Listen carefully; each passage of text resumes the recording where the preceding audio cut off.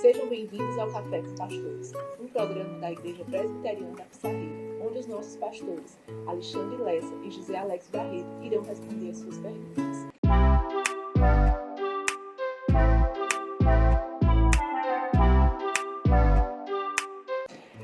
Eu sou Cíntia Ribeiro, apresentadora deste programa, e a pergunta é: marcas visíveis de um eleito. O que fazer com a dúvida de ser ou não eleito? Eu tive uma tia que lia a Bíblia, orava, falava de Deus todos os dias, mas ela não está no nosso meio. Se rebelou. Eu jurava que ela era uma cristã fiel, e passou-se 9 anos para se provar o contrário. Por isso, minha dúvida: existe eleito nos meios dos descrentes?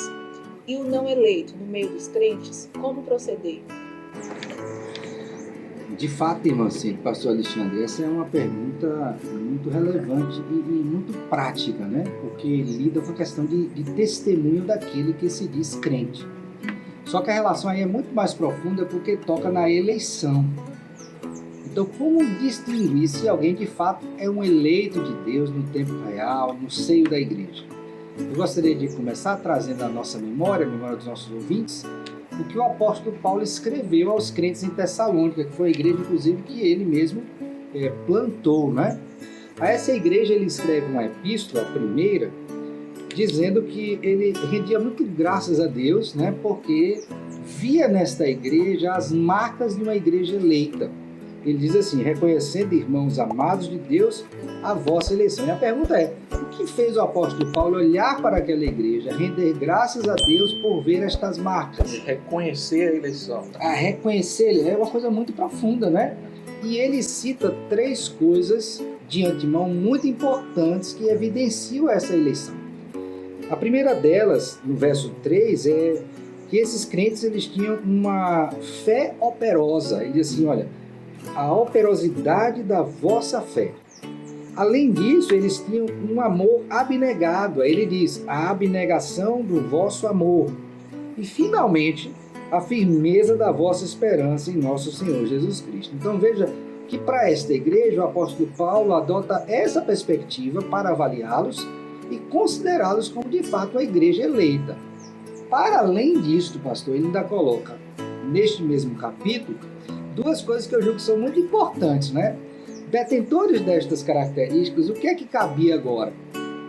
Ser imitador de Cristo Jesus, que é o que está no verso 6 desta mesma epístola, e se tornar um modelo para os crentes que estavam ali próximos, que é o que acontece com essa igreja. Então ele diz assim: com efeito vos tornastes imitadores nossos e do Senhor, e no verso 7, de sorte que vos tornastes um modelo para todos os crentes na Macedônia e na Acaia. Ou seja, uma pessoa eleita, ela não conseguirá encobrir as marcas da sua eleição.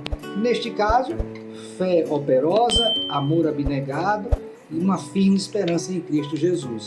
Logicamente que isso conduziu a imitarem a Cristo e também se tornarem modelos para os demais crentes. Uma questão importante aqui, pastor, e que me parece que está refletida na pergunta, é aquela ocasião em que havia alguém na igreja, às vezes foi criado na igreja e de repente saiu e não retornou mais para a igreja, porque há casos de afastamento em que há, né, retorno. Isso. Mas há casos em que houve o afastamento e não há mais retorno. Uma apostasia mesmo. Uma apostasia. Então, nestes casos, a Bíblia diz que, olha, eles saíram do nosso meio porque não eram dos nossos. Então, a ideia de que o eleito de Deus necessariamente vai receber o chamado do Senhor, ele pode tropeçar, pode cair, mas ele vai voltar para os caminhos do Senhor, vai viver conforme ele precisa viver. Ele vai refletir a Cristo no seu caminhar diário, né? Eu lembro sempre um texto que eu gosto muito, Cristo dizendo: eu sou a videira verdadeira e vós sois os ramos. Todo ramo que está em mim, eu fruto. Os eleitos vão frutificar. Inevitavelmente. Inevitavelmente. Por quê? Porque estão em Cristo, que é a videira verdadeira, e estando nele, necessariamente os frutos nos acompanham. Para a gente, enquanto igreja, é muito difícil a gente fazer essa fulano é eleito, fulano não é eleito. A gente não deve fazer isso, né? Se você for, inclusive, para as parábolas que vão tratar essa questão do joio e do trigo, o pedido, né, dos lavradores: não, o senhor quer que a gente retire o joio? Qual é a resposta, pastor? Não, deixa o joio lá, no dia da ceifa, uns vão ser recolhidos para o celeiro, outros vão ser lançados fora para serem queimados. Então o próprio Deus vai fazer essa seleção. Então não cabe a gente ficar esse eleito, esse não cabe a nós fazermos isso. Mas obviamente ficarmos atentos, porque pelos frutos nós temos como Conhecer e identificar. Exatamente. São os frutos que nos acompanham, né? E nós temos esses bons frutos justamente porque somos regenerados aí, produzindo esses bons frutos. Perfeitamente. É isso que se espera daquele que tem uma nova natureza em Cristo Jesus.